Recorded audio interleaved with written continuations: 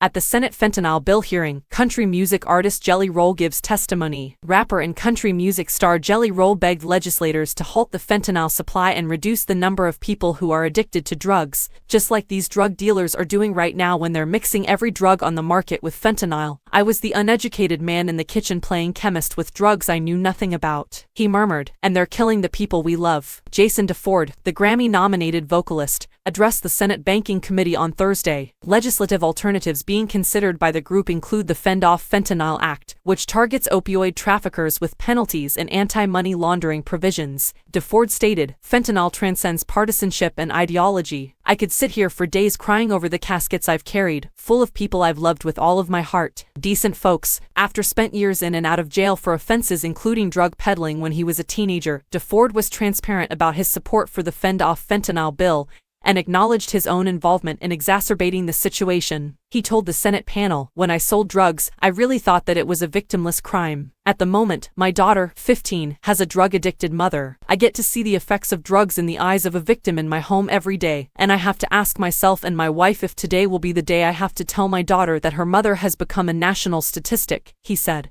The National Institute on Drug Abuse claims that fentanyl is a synthetic opioid that is up to 50 times more potent than heroin. According to the CDC, around 110,000 drug overdose deaths occurred in 2022, with synthetic opioids like fentanyl thought to be a factor in about 75,000 of those cases. The majority of fentanyl is brought in from China and Mexico. In just 3 years, border seizures of the drug have increased by over 140%, according to the D. At the southern border, authorities seized almost 11,000 pounds of fentanyl in 2021.